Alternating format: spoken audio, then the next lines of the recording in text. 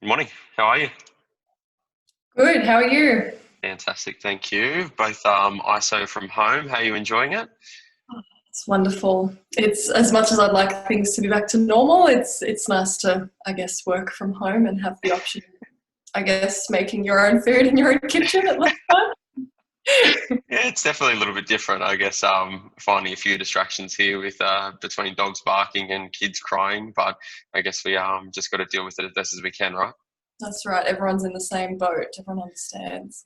That's it. So I just wanted to get you to jump on and have a chat about sort of some of the changes that are happening at the moment. And I guess the way that we're getting through everything and the sort of some of the things that we're doing. Sorry, I'm just gonna. You're usually the curator of this, so I'm the host today. So excuse anyone if something goes wrong. So do you want to give us a bit of a brief overview on the market and exactly what's happening there? Yeah, so well, rental market at the moment, we're seeing, or at least for us in our agency, we're seeing quite a bit of activity there still. I know on realestate.com.au in terms of stock levels, there were 592 properties for rent available across our four core suburbs, so those Yeah, being Thornley, Westley, Normanhurst and Pennant Hills. So obviously a mixture of houses, apartments, townhouses, a range of prices. I don't know about you, but if I was a tenant looking sort of in a certain pocket or a certain suburb, I would sort of see that as a lot of opportunity to yeah, sort of move. And the people that are, I guess, inquiring through our properties for rent, more often than not, were sort of, I guess, in finding out their situation, what they're looking at. They're looking to basically make a move at a reduced rent. You know, a lot of people are trying to cut costs at the moment, so they might be downsizing or just simply going down a price range. yeah. So we're getting a lot of applications come in where we've got an asking price, and I think one at the moment is in Normanhurst, and I think from memory is about 380 per week. And we had one application at 380, but then someone else I think it was offered 370 or 360. So we're That's right. starting to see a little bit more of the sort of rental negotiations happening on sort of advertised rents. Is that fair to say? Definitely. Yeah, definitely. So, you know, whether it be $10, $20 less, it's not normally too far below, but yeah, definitely a lot of people, again, just trying to save their costs. Yeah, yeah, which is fair enough, especially with what's happening at the moment. And roughly how long is it taking us to get properties rented as an average? As an average, well, again, because we're seeing a lot of people not coming through an open home, but inquiring and wanting private inspections, you know, the last few we've had, it's only taken a matter of a week and a half or two Mm, weeks. mm. Um, Again, it might not be as quick in terms of getting people through open homes, but it's still, I guess, quick because we're showing people through and getting them interested, and then they just apply off the back of that and it's done. So, Yeah. so far, it's pretty quick. Yeah, and I think what you guys and our property management team have done really well is making sure that we're having sort of floor plans, professional photography, and videos on all of our listings. I know we touched on this a little bit on one of our last webinars that we did. How are you finding getting those videos off to people? And just give us a brief rundown on the actual process around sending the video out from the time that the inquiry is made from the tenant to them actually potentially come and have a look. Yeah, so if a tenant or potential tenant inquires on one of our properties, I guess to reduce traffic flow for the owner as well through their rental property, especially if there's someone living in there as well, we do have a property walkthrough, which is something that we've taken ourselves. It's just a simple video which shows, I guess, each room of the property and the externals and how it comes across. So we send them that, and if they like the look of it, and it's appealing to them, then we organise a private inspection from there. We find it's really beneficial because it sort of culls anyone that, you know, would sort of go, oh, okay, that's how it looks in the Yeah. flesh. Well, I might not be so interested in having a look then. And then on the other side, you know, people have a look and go, well, that looks fantastic. Let me have a look, and then I'll apply straight away. So Yeah, and we're finding people are somewhat already making the decision to either rent that property at that time before they even get there, and it's just having a quick physical inspection just to make sure. And the one thing I love about what you guys in the property management team have been doing is having sort of floor plans on a lot of the listings as well, and that's not something that has been quite typical for rental properties. And we've been very fastidious around having professional photography, because even now more than ever, photography is the most important thing, not just in the rental space but in the sales environment. I mean, the sales environment, we typically would see a lot of professional photography anyway, but now at least in the rental space, it's becoming a little bit more, a lot more prominent, would you say? Definitely.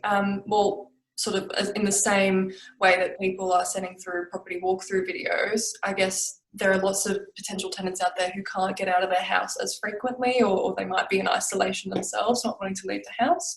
So again, if it's presenting as best it can, the property online, then it just makes it easier for them to make a decision. And in terms of a floor plan, the amount of times a tenant or anyone, any buyer or anyone just goes, well, is my furniture going to fit in this property? Even if they've already seen the property, they can at least go back and have a look and say, well, the floor plan, there it is, kind of measure up and decide off that.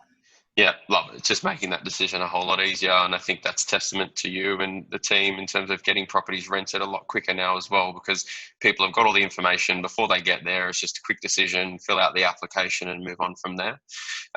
So why don't we talk about lease renewals and rental increases? What's happening in that environment?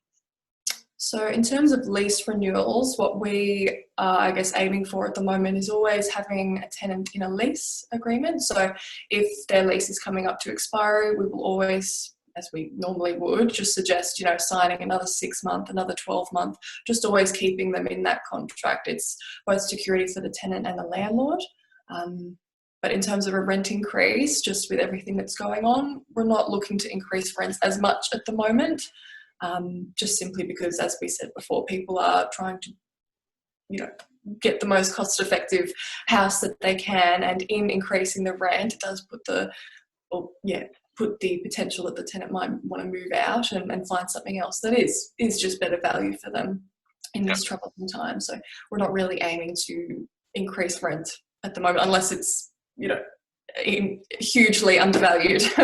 Yeah, of course. Yeah. But we are also finding from conversations I've had with you is a lot of the landlords are saying, hey, obviously just don't lose the tenant. That's the main thing. So if the tenant's lease is up and they want to continue, if there's a conversation that needs to be had around a rent reduction, most landlords are saying, let's go and have that conversation.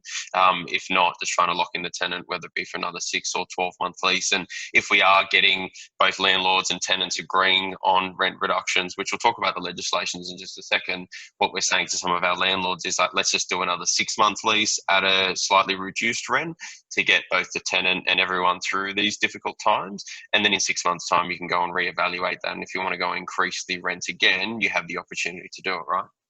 Definitely. And look, everything is negotiable, as we say. So it's better to try and work together and come to an agreement than just, sort of say, all right, well, that's it. That's the way it's going to be. Yeah, that's right. No, I love it. So talk us through some of the legislation changes that came into effect. I think it was on the 15th of April. So it's talking about the moratoriums on leases and something about a 60-day stop. What's all that about? So the 6-month stop on eviction notices has basically been put in place, like you said, on the 15th of April. Yeah.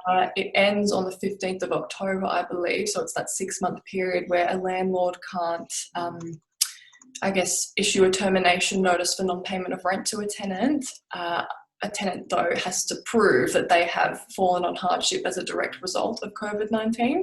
Yeah. So, if a tenant does fall behind on rent, or, can't pay their rent at all, a landlord can't just issue a termination notice as they usually would. It has to be something that's negotiated and has to be, can't issue the termination notice.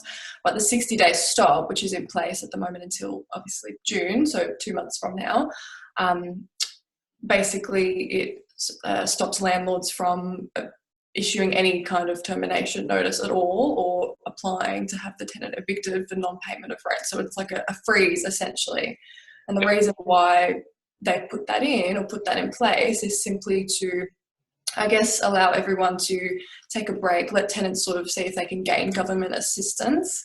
and see if they can get help paying their rent that way. And for landlords, similarly, if they want to contact their financial institution, see if they can get a mortgage freeze or at least reduced payments. That way, at the end of that 60 days notice, when negotiations come around, it's not as a difficult time. So they've put that in place just for everyone to sort of, work things out in their own way, and then we'll look to negotiating.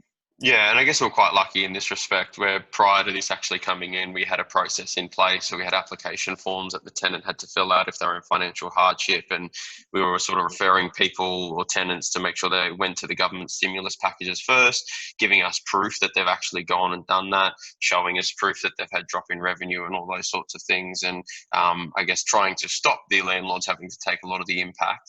With these new changes that have come in, it's obviously given a lot more protection around tenants, which I think is really good, because I do feel like, we had some landlords saying, well, as soon as a tenant's behind, quickly give them notice to vacate or non-payment of rent termination. And at least this has provided a little bit of protection around that. But from like a landlord's perspective, can they still issue termination notices? And if they can, like, is there anything that they need to have in place? I think from when I was reading it, they had to have shown that they've had a conversation with the tenant around trying to negotiate rent. Is that right? That's right. So if they, I guess, try to negotiate the rent together and they can't come to an agreement, there's a dispute resolution on New South Wales Fair Trading. They can always, go down that avenue if they so choose.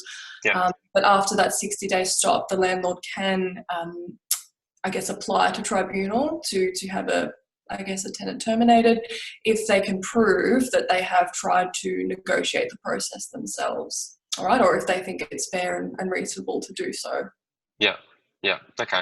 And there was something in there about if a landlord's suffering undue hardship, then there's a sort of something that they can do in that regard to ask the tenant to leave. Is that right? Yeah. So I believe at any time during this, 6-month period, if the landlord themselves are suffering undue hardship, a tenant's not paying rent and they can't cover the mortgage, and they've tried contacting their own bank and sorting it themselves and they can't, they still can apply to tribunal to take back possession of the property. Yeah. Yeah. Okay. I think that was basically everything from the release that came out. Was there anything that I've missed there, or have you missed there? No. So sort of as we suggested, if a tenant, is wanting to prove that they have lost, 25% or more of their income and can't afford the rent, we've got a form they can fill out as we discussed. They need to include documents like, pay slips or previous pay slips that, shows that there is that loss. Yes. Because, we want to make sure that as much as we want to trust everyone, we want to ensure that, what's happened is really happened, and we want to, look after our landlord's best interests as well. Yeah, definitely. There was a flow chart, which I've pulled up on screen here. This has come out from New South Wales Government, and I think that this is probably a good representation and something that people can go off around sort of the rent reductions. And this is something that we've been using as well, from what you've told me. Yeah, that's right. So just a simple yes/no little chart that sort of takes you through the scenario and whether, your scenario applies to, whether you can terminate or not terminate, the lease continues. Yeah. So lets you sort of recognise, if the tenant has lost rent there and if, the moratorium applies. Yeah, of course. We've been using this a fair bit actually with some of the tenants and also landlords, just to say to them, okay, well, is this something that's going to be suitable for you? And this is a conversation we need to have. So this is another good form that you guys have implemented within the business, which has been exciting. We had some questions come through, which I'm just going to pull up now. So Sam asked, can a landlord and tenant still end a tenancy if they agree to? Yes, they can. So everything is negotiable, as we said. So simple as that. If they both agree, without any sort of, extra payments or anything, if they need to leave, then, and the landlord agrees, both parties, agree, then that's fine. You can still end the lease that way. Yeah, okay. What proof does a tenant need to show that they are impacted by COVID? So again, I think we touched on before, so proof of their prior income they were Yeah, earning, so their old job yeah, before they, I guess, was stood down. Proof of the stand down or termination, if that applies, or the loss of work hours. So again, a pay slip showing that they're working significantly less, and proof of government income support as well. So if they are, I guess, receiving that income support and it makes up the loss of income for them, then yeah. that rent assistance doesn't apply, the termination. Yeah. Okay. Does a tenant need? This is a good question actually. Does a tenant need to pay back rental arrears, or will the amount be waived? So it's not automatically waived. It could be waived if the landlord has negotiated this with the tenant and they're happy to do so. But I believe we'd more commonly see a repayment plan put in place for the rent that's owed, even if it is at a reduced amount. Yeah. Okay. And if an agreement can't be reached? Well, yeah, New South Wales Fair Trading have their dispute resolution just on their website if they can't a landlord and tenant can't reach an agreement themselves. So it's always handy, but we do always suggest not having to go down that avenue because it's best just to keep things open and honest between the parties and come to an agreement. But if Yeah. you can't, they're there. Yeah, yeah. I think we've been quite lucky. We haven't had that scenario yet. And the one thing that this whole pandemic's done is that everyone's really in the same boat, or most people are in the same boat. There's a lot of businesses that are doing amazing. So both tenants and landlords are open to having a conversation because I think landlords are feeling the pinch just as much as the tenants are. And I think there's a real emphasis around landlords keeping tenants inside properties rather than just having them leave and just try and find the next person, because there's not a lot of rental properties coming on the market. I think the stock's relatively okay, but still trying to get people through homes and the restrictions that we have is very challenging, and people just not wanting to leave the house has made it a little bit harder, right? That's right. That's right. Again, it comes down to that good presentation online so that when they do come out, they do want to leave, then it's a smooth process from there. Yeah, love that. Floor plans, all that sort of stuff that you guys are doing. Well, thank you so much for taking the time to chat and clear all that up. I'm a landlord myself and I'm still trying to get my head around it. So you've made it a lot easier for us. If anyone has any questions for either Jasmine or I or our property management team, they can send it through to us, either direct message or shoot us an email. And apart from that, enjoy ISO. You've got a decent background there with a bit of greenery. It's much better than the office. Yeah, it's nice to have the plants around you. They're just from the garden outside, so out the front, so it's pleasant. Love that. Well, thank you again, and I'm sure we'll catch up with you soon. Thank you. Speak soon.